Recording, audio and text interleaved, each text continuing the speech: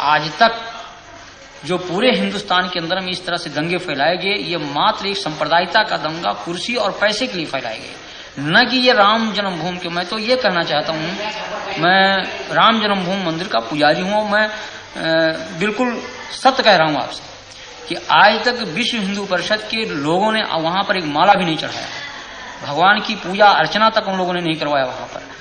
और कब बल्कि उन्होंने व्यवधान डाला। हमने हाई कोर्ट में रिट दायर किया और रिट दायर करके तब वहां की भोग व्यवस्था चालू करवाया। तो यहाँ की जनमानस ने कभी इसको स्वीकार नहीं किया, लेकिन इसमें कुछ किराए के साधु जिनको पैसा चाहिए, पैसे पर खरीदे गए, रामशिलाएं घुमाई गई। उसके उन रामशिलाओं को उन लोगों ने अपना कमरा, अपना मकान बनाना शुरू किया और काफी जन भावनाओं को उन्होंने दोहन करके और बड़ी बड़ी बिल्डिंगें तैयार कर ली। करोड़ों अरबों रुपए इन लोगों ने इकट्ठा किया, विभिन्न बैंकों में इन्होंने डाला और लाखों रुपया उन्होंने व्यक्तिगत अपने खाते में इन लोगों ने डाला। तो लोगों की जाएं हो जाएं, लोग नष्ट हो जाएं, इससे इनको कोई मतलब नहीं। इनको मतलब पैसा मिले, कुर्सी मिले।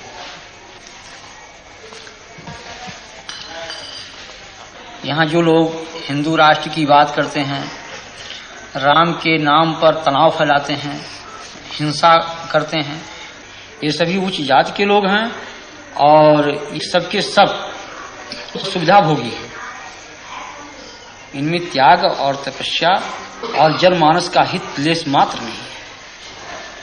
ये केवल धार्मिक भावनाओं को बाहर करके और स्वयं को सुख सुविधा में वो परिणित किए हुए हैं। ये जनहित की बात कर ही नहीं सकते।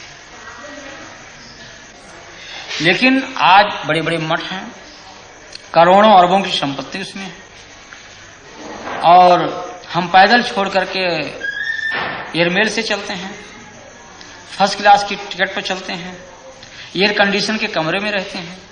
तो जहां पर हम एक तरफ भौतिकवाद, उस भौतिकवादी व्यवस्था से अलग होकर के त्याग और तपस्या और जनहित की बात सोचते थे, उस जगह हम उसको त्याग करके और हम भौतिकवादी व्यवस्था में परिणित हो चुके हैं।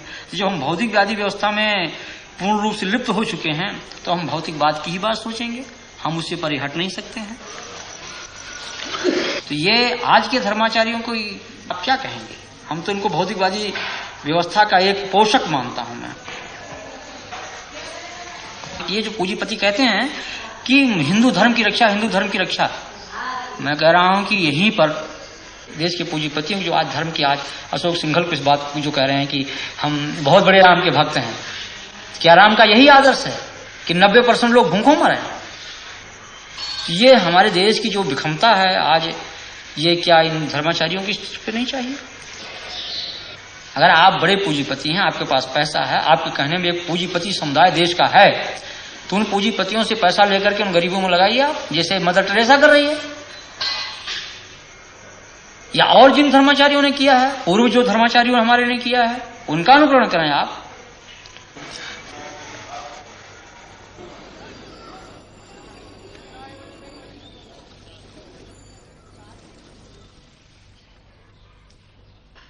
मैं इनकम टैक्स डिपार्टमेंट में डिप्टी कमिश्नर हूं।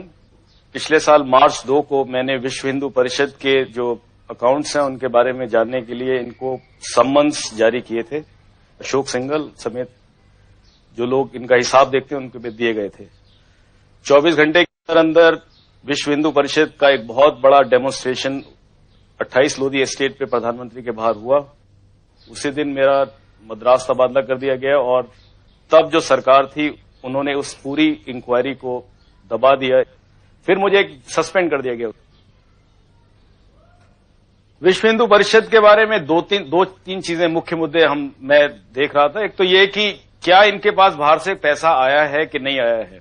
विश्व हिंदू परिषद ने रिजर्व बैंक ऑफ इंडिया को अप्लाई किया था कि हमें बाहर से पैसा लाने दिया जाए, क्योंकि बाहर से उनकी बहुत सारी ब्रांचेज उनके मंदिर के लिए पैसा भेजना चाहते हैं। रिजर्व बैंक ऑफ इंडिया ने इनको ये परमिशन नहीं दी, क्योंकि ऐसे ऑर्गेनाइजेशंस जो देश के अंदर या तो तोड़फोड़ की कार्रवाई कर रहे हो या राजनीतिक कार्यों में लगे, उनको ऐसी परमिशन नहीं दी जाती और विश्व हिंदू परिषद को ऐसी कोई परमिशन नहीं दी गई थी। विश्व हिंदू परिषद अमेरिका नाम की एक संस्था है अमेरिका में, जिसके करीब 200 ब्रांचेज हैं सारे अमेरिका में, और ऐसी ही ब्रांचेज कनाडा और इंग्लैंड के अंदर हैं, जिनकी संख्या करीब 1 लाख से ऊपर सदस्यों की बताई जाती है और इनसे पैसा इकट्ठा किया गया। ये हमारी नॉलेज में था। ऐसा है कि जब इनकम टैक्स का रिटर्न किसी ट्रस्ट को फाइल करना होता है तो उसको सारे अकाउंट्स की तफसील देनी होती है, ये कानून है। 30 अक्टूबर 1979 को अशोक सिंघल ने एक रिटर्न फाइल की जिसके अंदर उन्होंने उसके ऊपर तो लिख दिया कि हमको इतना पैसा आया और इतना पैसा हमारा गया है, और मैं उसके साथ सारी एक एक चीज का बयान दे रहा हूं कि कहां से पैसा आया कहां से नहीं आया। वो सारी बयान जो था रिटर्न से गायब था। उनकी फाइल में जो सारे कागज जो कहते हैं हमने सबमिट किए उसकी आज तक डुप्लीकेट्स उसके आज तक नहीं दिए गए। और इनके कई ऐसे नेताओं के खिलाफ हमारे इन्फॉर्मेंट से हमारे पास इन्फॉर्मेशन ला रहे थे। इनका झगड़ा भी हुआ विश्व हिंदू परिषद के नेताओं का आपस के अंदर की 1,66,00,000 रुपए जो शिलान्यास पे खर्चा हुआ वो सारा उसमें काफी बोगस था, उसमें लोग पैसा खा गए हैं। ये बातें वहां पे झगड़ा हुआ, फिर नई कमेटी बनी, लेकिन उसके बाद फिर एकदम ये पूरा विश्व हिंदू परिषद ने जब देखा कि ये बिल्कुल इंक्वायरी उन लोगों की कन्विक्शन के अंदर निकल सकती है, क्योंकि इनके पास ना तो किसी तरह का हिसाब था, तो उन्होंने सरकार के ऊपर ये निश्चित तौर पर दबाव डाला मार्च 8 को कि इसको या तो किया जाए नहीं तो हम सरकार से अपना समर्थन वापस ले लेंगे। ये बार बार ये बोलते हैं विश्व हिंदू परिषद के नेता कि हम कुछ नहीं छुपा रहे हैं। हम तो कहते हैं कि नहीं छुपाने का तो प्रॉब्लम क्या है, कोई और ऑफिसर्स भी बैठे हैं वहां पे, अपना सब दे दीजिए आप अपना हिसाब।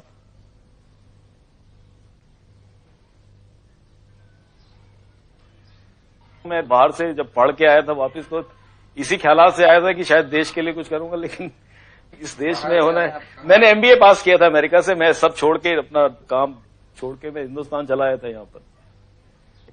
अगर एक कानून इंप्लीमेंट करने वाले ऑफिसर को अगर आप उसके साथ ऐसा करेंगे तो इस देश में कोई कानून नहीं रहेगा, ये हम बता सकते हैं। अगर हमारे साथ जो हुआ है हम आपको बता दें, इस देश के अंदर ये एक फाउंडेशन डल गई है हमारे साथ जो हुआ है कि इस देश के अंदर कभी कानून नहीं रहेगा। क्योंकि अगर जो कानून वाले ऑफिसर्स के साथ ये किया गया जो मेरे साथ हुआ है तो इसका यही नतीजा है कि देश के अंदर कानून हमेशा के लिए खत्म हो गया।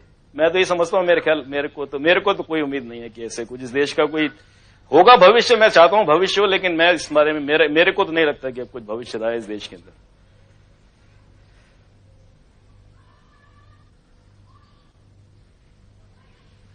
जब आपने ये सब कार्रवाइयां शुरू की तो उसके बाद किसी ने आप पर दबाव डाला या धमकियां वगैरह दी? हाँ, मेरे को दो लोगों ने धमकियां दी, मैं उनके नाम नहीं देना चाहता। 2 धमकियां दी, उन्होंने कहा कि अगर आपने आगे जबान खोली तो हम आपको जान मार देंगे, आपको जान से। सब जगह पैसे वाला गरीब को जलील, जलालत जो है सब जगह घुस गई है। और धर्म का उसका नाम देना ये तो बहुत गलत बात है। धर्म तो बिल्कुल ही नहीं है कम से कम।